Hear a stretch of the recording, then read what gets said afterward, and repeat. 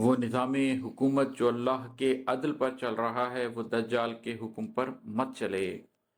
سو انہوں نے خدا سے بہت التجا سے دعا مانگ لی، میرے رب مجھ کو ایسی حکومت عطا کر کہ جو میرے بعد اور کوئی نہ حاصل کرے۔ یہ دعا رب تعالیٰ نے منظور کی۔ ایک عرض مقدس کی بنیاد پر ایک دھوکے کا سکہ نہیں چل سکے۔ لوح تقدیر میں یہ رقم ہو گیا، خوف کم ہو گیا۔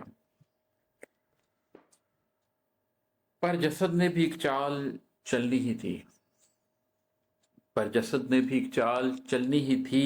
جب سلیمان دنیا سے واپس گئے تو عصا پر جسد کا تسلط ہوا اور دجال دنیا میں داخل ہوا، اور وہ جن جو عصا کے اثر میں مسلسل گرفتار تھے آج تک وہ اسی سوچ میں رات دن کار بیکار کرنے میں مصروف ہیں، اپنی بیگار کرنے میں مصروف ہیں۔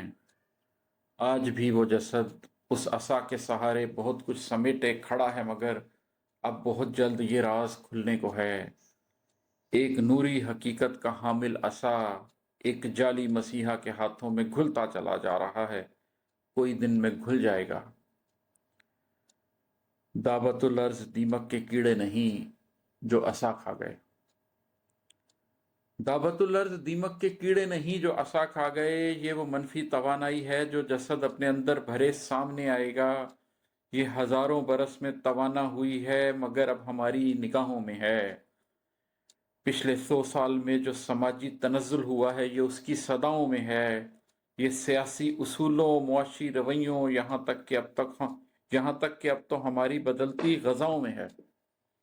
بستیاں جو قیامت سے پہلے لٹیں گی یقیناً یہ ان کی سزاؤں میں ہے۔ دعوت الارض دیمک کے کیڑے نہیں جو عصا کھا گئے، یہ وہ منفی توانائی ہے جو جسد اپنے اندر بھرے سامنے آئے گا۔ یہ ہزاروں برس میں توانا ہوئی ہے مگر اب ہماری نگاہوں میں ہے۔ پچھلے 100 سال میں جو سماجی تنزل ہوا ہے یہ اس کی صداؤں میں ہے۔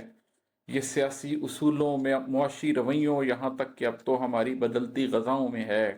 بستیاں جو قیامت سے پہلے لوٹیں گی یقیناً جو ان کی سزاؤں میں ہے۔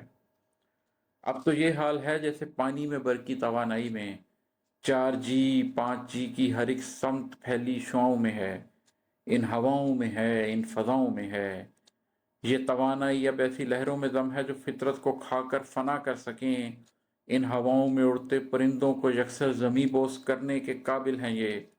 شہد کی مکھیاں جن کے اوپر وہی ہے کہ راہوں میں چلتی رہیں بے خطر، ان کو رستہ بھلانے پہ قادر ہے یہ۔ اب تو ہر اہل ایمان پہ ظاہر ہے یہ۔